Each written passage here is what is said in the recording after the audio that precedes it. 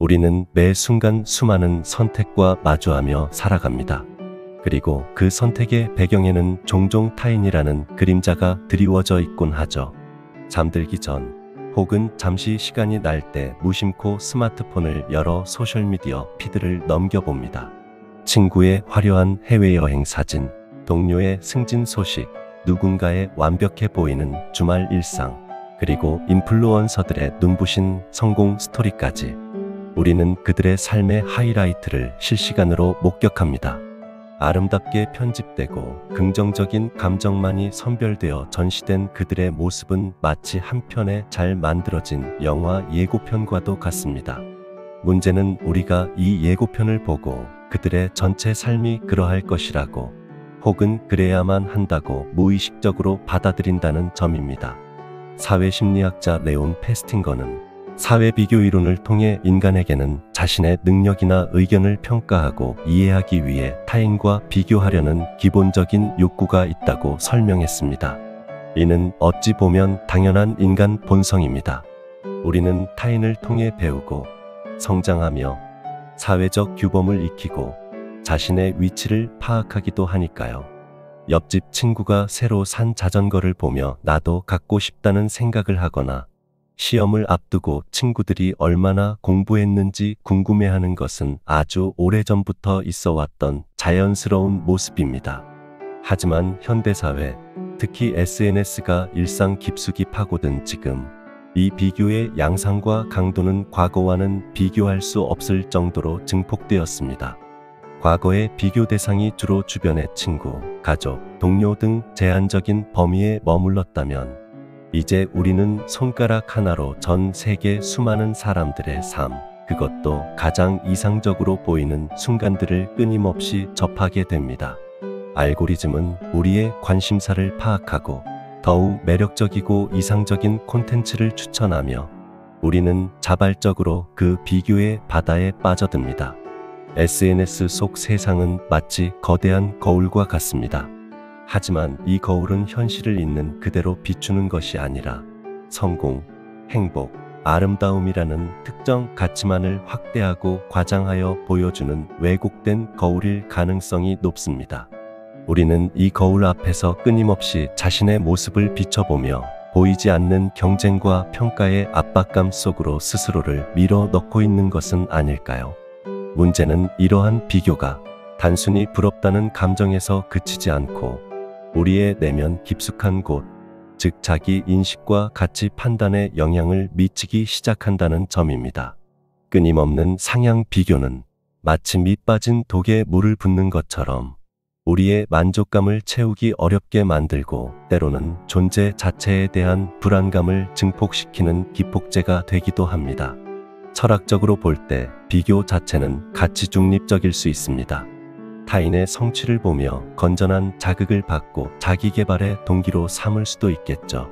하지만 SNS 환경에서 이루어지는 비교는 종종 자기 비하와 불만족이라는 부정적인 방향으로 흐르기 쉽습니다.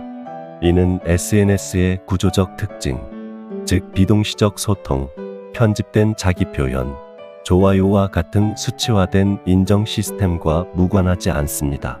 우리는 지금 역사상 그 어느 때보다 타인의 삶을 쉽게 엿볼 수 있지만 역설적으로 그 어느 때보다 자신의 삶에 만족하기 어려운 시대를 살아가고 있는지도 모릅니다. 이 거대한 비교의 메커니즘 앞에서 우리는 어떻게 스스로를 지키고 건강한 마음을 유지할 수 있을까요?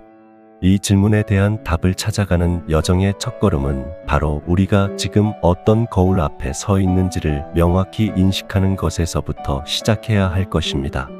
SNS 피드를 채우는 반짝이는 순간들을 계속 접하다 보면 문득 이런 생각이 들 때가 있습니다.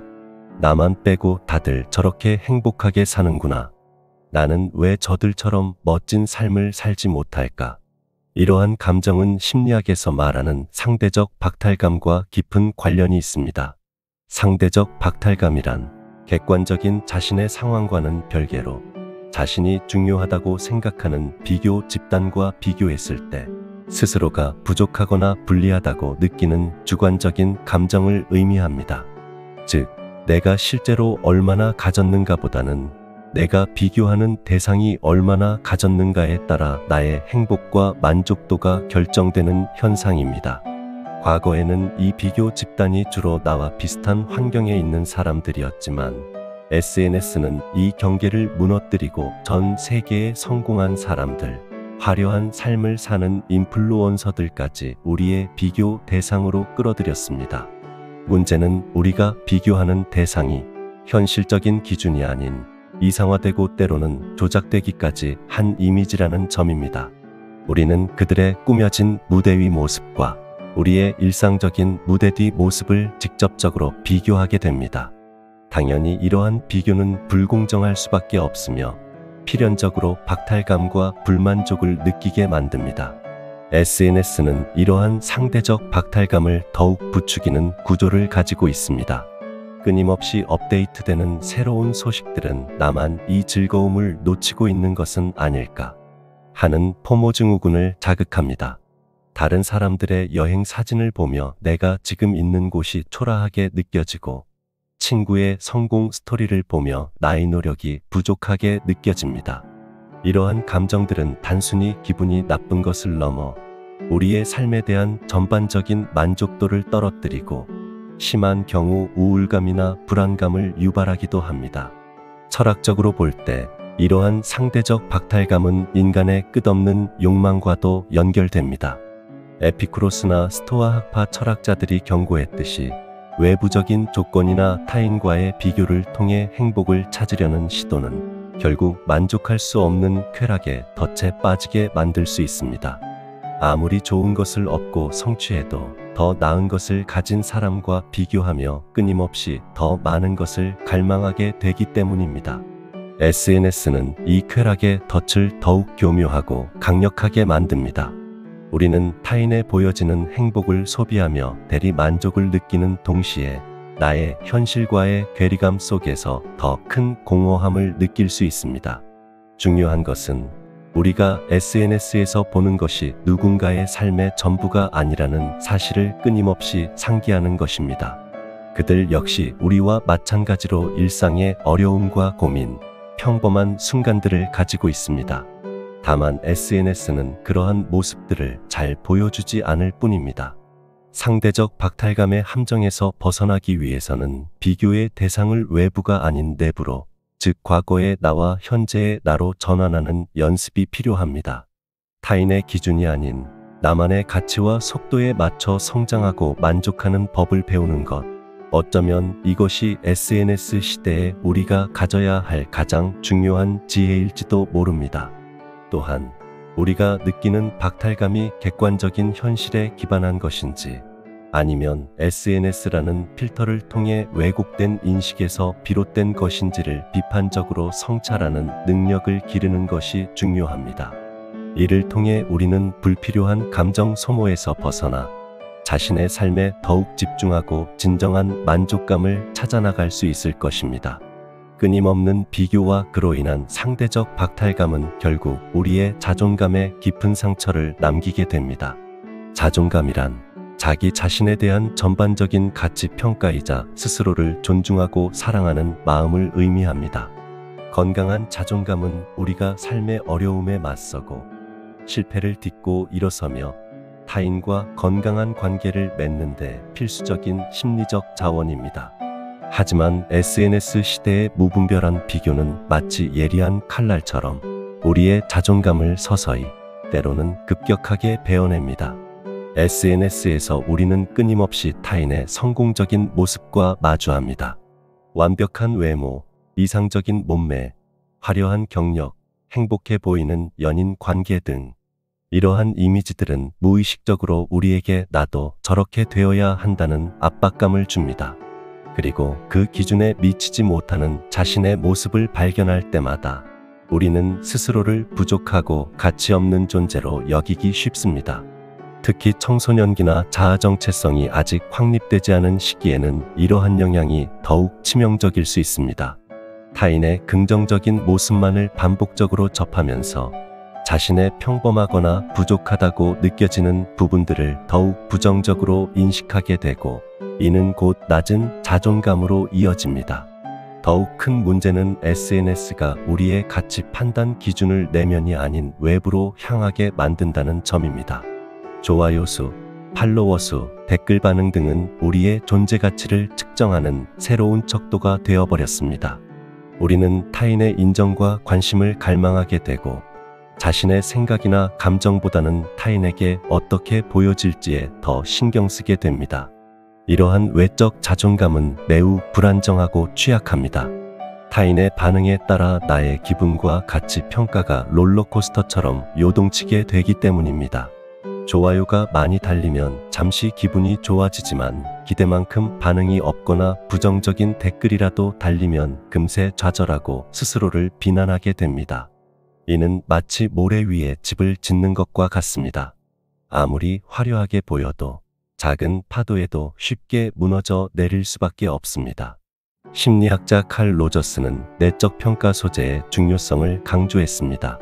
이는 자신의 경험과 가치관에 기반하여 스스로를 평가하고 판단하는 능력을 의미합니다. 하지만 SNS에 깊이 몰입할수록 우리는 이 내적 평가 소재를 잃어버리고 타인의 시선이라는 외적 평가 소재에 의존하게 될 위험이 커집니다. 이는 결국 진정한 자기 자신으로부터 소외되는 결과를 낳을 수 있습니다. 끊임없는 비교는 나는 충분하지 않다는 믿음을 강화하고 이는 다시 SNS를 통해 타인의 인정을 구하거나 현실을 도피하려는 행동으로 이어지는 악순환을 만듭니다. 낮은 자존감은 우울, 불안, 사회적 고립 등 다양한 심리적 어려움으로 이어질 수 있으며 심한 경우 섭식장애나 외모 강박과 같은 문제로 발현되기도 합니다. 따라서 SNS 시대의 건강한 자존감을 지키기 위해서는 온라인상의 나와 현실의 나를 분리하고 타인의 좋아요가 아닌 나 자신의 자기 수용에 기반한 내적 자존감을 키우는 노력이 절실히 필요합니다. 이는 결코 쉽지 않은 과정이지만 외부의 평가에 흔들리지 않는 단단한 내면을 구축하는 것은 이 시대를 살아가는 우리에게 무엇보다 중요한 과제일 것입니다. 우리는 왜 이토록 타인과의 비교에 매달리고 SNS 속 반짝이는 모습들의 마음을 빼앗기는 걸까요? 어쩌면 우리는 무엇이 진정으로 가치 있는 삶인지에 대한 깊은 성찰 없이 사회와 미디어가 제시하는 기준을 무비판적으로 수용하고 있기 때문일지도 모릅니다. 외모, 인기, 성공, 이것들이 정말 우리 삶의 궁극적인 목표이자 행복의 전부일까요? 수많은 철학자들은 이러한 외적인 가치의 의문을 제기하며 진정한 행복과 의미는 우리 내면에서 찾아야 한다고 강조해왔습니다.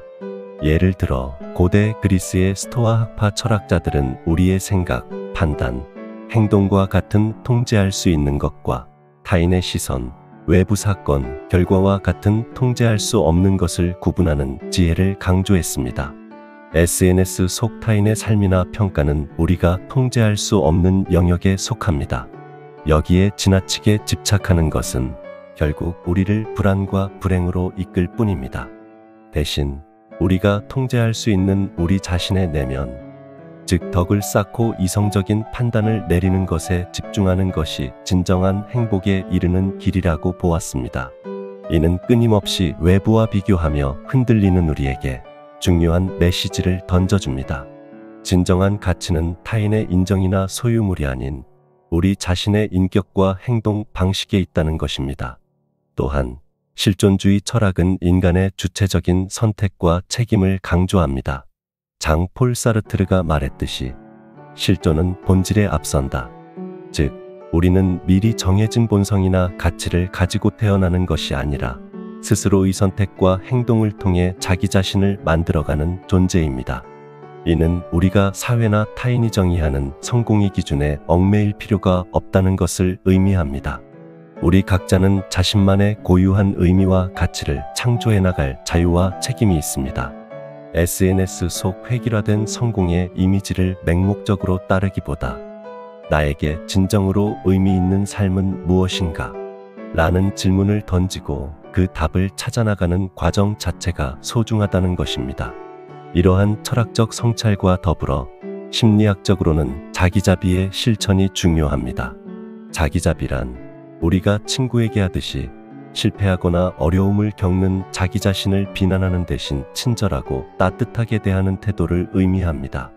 끊임없는 비교 속에서 스스로를 부족하다고 느낄 때 자기 비난에 빠지는 대신 괜찮아, 누구나 실수할 수 있어. 이것도 성장의 과정이야. 라고 스스로를 다독여주는 것입니다. 자기자비는 완벽하지 않은 자신을 수용하고 실패를 두려워하지 않으며 외부의 평가에 흔들리지 않는 내적 안정감을 키우는데 도움을 줍니다. 또한 감사의 실천 역시 비교의 함정에서 벗어나는 효과적인 방법입니다. 내가 가지지 못한 것에 집중하는 대신 건강, 가족, 친구, 작은 일상의 기쁨 등과 같이 이미 가지고 있는 것들에 감사하는 마음을 갖는 것입니다. 감사는 우리의 시선을 결핍에서 풍요로움으로 전환시키고 삶에 대한 긍정적인 태도를 함양하며 상대적 박탈감을 완화하는 데 도움을 줄 수 있습니다. 결국 SNS 시대의 비교 문화 속에서 건강한 마음을 지키기 위해서는 외부의 소음으로부터 한 걸음 물러나 자신의 내면의 목소리에 귀 기울이는 시간이 필요합니다. 철학적 성찰, 자기자비, 감사의 실천 등을 통해 나만의 가치 기준을 세우고 내적 힘을 키워나갈 때 우리는 비로소 타인과의 비교에서 자유로워지고 진정한 자기 자신으로 살아갈 수 있을 것입니다. 지금까지 우리는 SNS 시대의 비교 문화가 어떻게 상대적 박탈감을 유발하고 자존감을 훼손하는지, 그리고 이에 대한 철학적, 심리학적 성찰을 통해 내면의 가치를 찾는 것의 중요성에 대해 이야기 나누었습니다. 그렇다면 이제 우리는 이 거대한 디지털 흐름 속에서 어떻게 중심을 잡고 현명하게 항해할 수 있을까요? SNS 자체를 악으로 규정하고 완전히 외면하는 것은 현실적인 대안이 아닐 수 있습니다. SNS는 분명 정보 습득, 소통, 관계 형성, 영감 획득 등 긍정적인 기능을 가지고 있으며 현대 사회에서 중요한 소통 도구로 자리 잡았습니다. 중요한 것은 SNS를 어떻게 사용하느냐, 즉 의식적인 사용의 문제입니다. 마치 우리가 음식을 섭취할 때 몸에 좋은 것과 해로운 것을 가려 먹듯이 디지털 콘텐츠를 소비할 때도 의식적인 선택과 분별력이 필요합니다. 첫째, 의식적인 팔로우가 중요합니다. 나의 피드를 채우는 계정들을 주기적으로 점검하고 나에게 영감을 주고 긍정적인 영향을 주는 계정은 남기되 볼 때마다 나를 위축시키거나 불쾌하게 만드는 계정은 과감히 언팔로우하거나 숨김 처리하는 용기가 필요합니다. 이는 단순히 정보를 차단하는 것을 넘어 나의 심리적 공간을 보호하고 건강하게 가꾸는 행위입니다. 둘째, 사용시간 제한을 설정하는 것이 도움이 됩니다. 스마트폰의 스크린 타임 기능을 활용하거나 스스로 규칙을 정해 SNS 사용 시간을 의식적으로 조절하는 것입니다.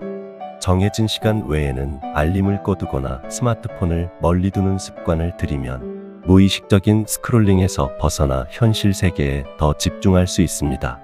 주기적인 디지털 디톡스도 좋은 방법입니다.